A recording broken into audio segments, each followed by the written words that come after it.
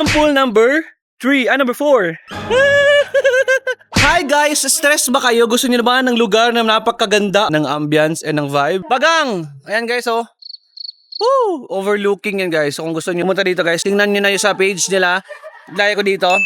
Jardín de Antonio. Napakaganda ng lugar na to guys. Hindi kayo magsisisi. Kaya roll VTR!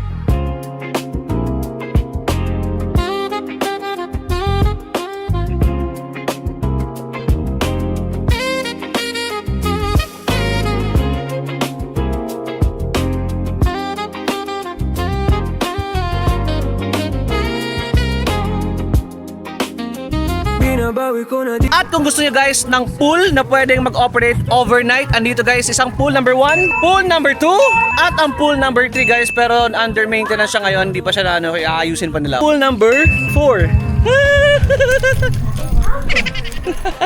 Check na lang guys sa page nila sa Facebook para makita nyo guys kung gaano kaganda dito. And ang price is very affordable for this type of wonderful place, vibe, and wonderful people. Okay? It's 11 p.m. but we're still here sa pool. This is a very nice place na para mag-enjoy and mag-spend your weekend, na para mag-relax. Kalimutan ng trabaho, kalimutan ng stress sa trabaho, kalimutan ang inyong ex, kalimutan ang inyong mga problema, at mag-enjoy. Bye-bye! Kaya kong pagbibigyan mo sana ang isang young stunner. Gagawin lahat if you wanna, cause I've been loving you since day one.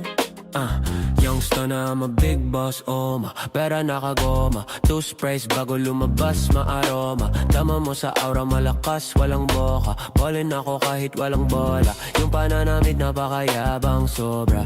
Talagang sa'yo na lang di makaporma. Kahit ano pa yung suotin ng mga bling, sa mata ko makinang ka pa rin. Kaya nakasalamin, nakatingin, di halata, kakatingin. Yung pagtingin ko lumala, hirap kontrolin talaga na di